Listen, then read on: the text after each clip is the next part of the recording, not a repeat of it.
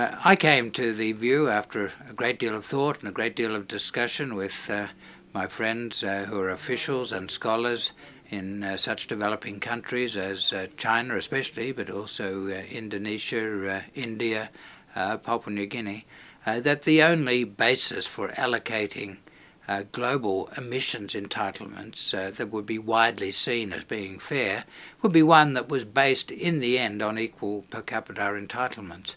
Now at the moment emissions are hugely unequal.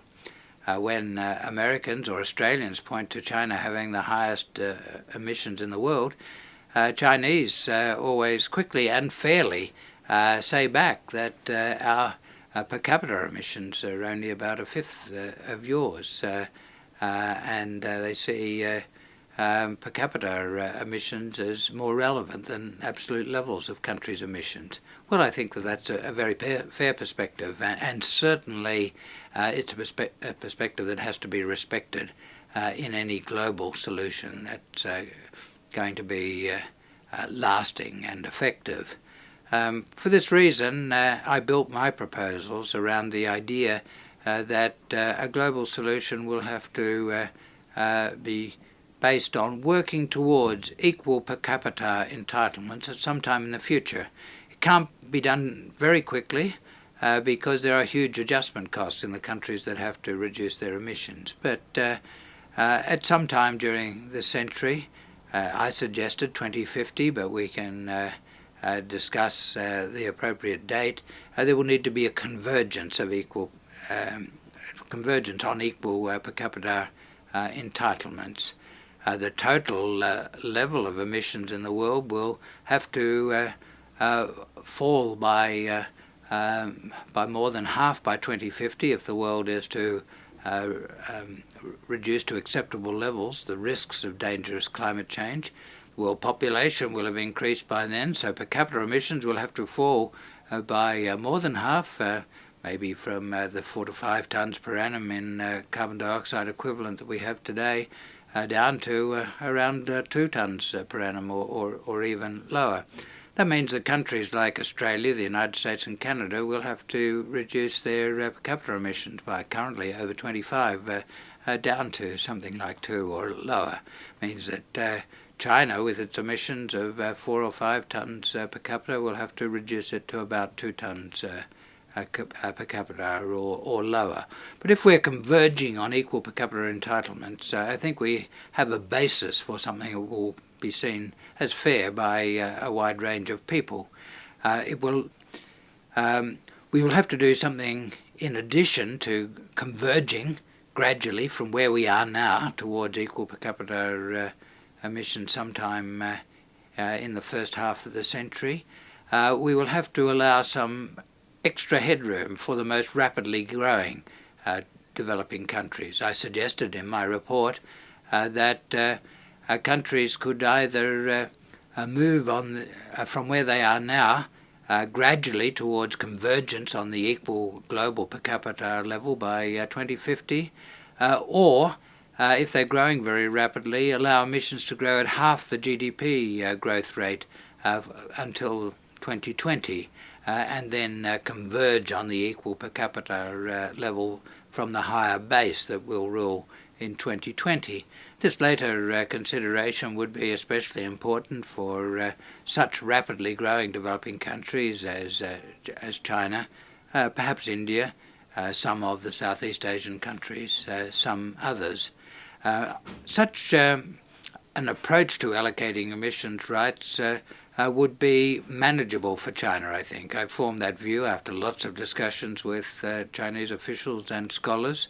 It's quite consistent with what China has already decided to do for itself, with its commitment to reduce by half, or to reduce by 4 percentage points per annum the energy intensity of GDP, its commitment to use a steadily rising proportion of renewable energy in its energy mix, and its special measures to promote a number of low emission sources of energy, including nuclear energy. I think that China could hold its emissions growth to half to the GDP growth until 2020 without sacrificing any economic growth by implementing policies that the Chinese government already favours and has already announced domestically.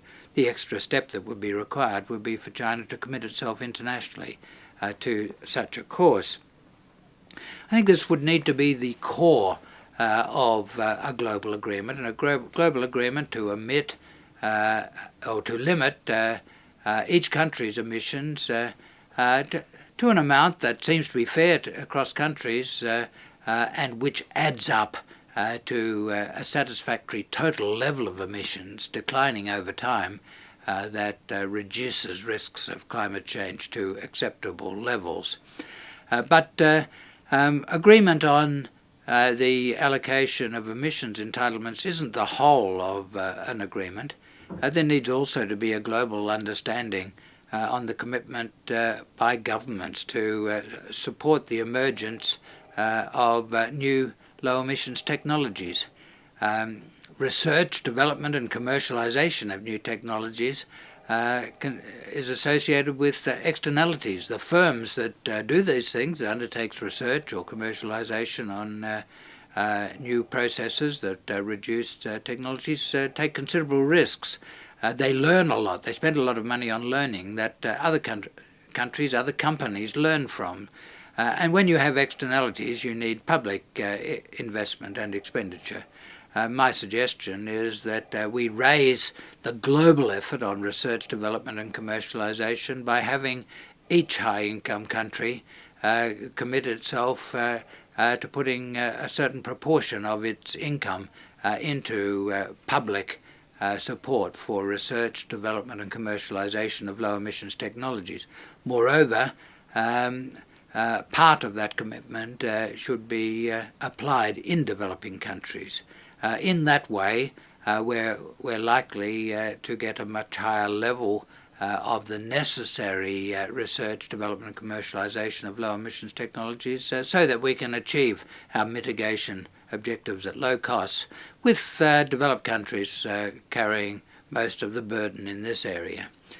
For the poor developing countries, one other element is necessary in a global agreement. There will need to be commitments to development assistance so that developing countries can begin the process of preparing for adjustment to a changed climate. We are too late to avoid quite significant damage from climate change already. If we start strong mitigation early from now, then we can avoid what the scientists tell us is the worst of the effects of climate change. But we won't avoid all damage, and so development assistance to assist the poor developing countries in adaptation to climate change is going to be a necessary element in agreements. Australia and China, with their strong interest in dealing with climate change, with their special challenges in mitigation, have much to gain from working together in thinking through the global framework for a mitigation effort.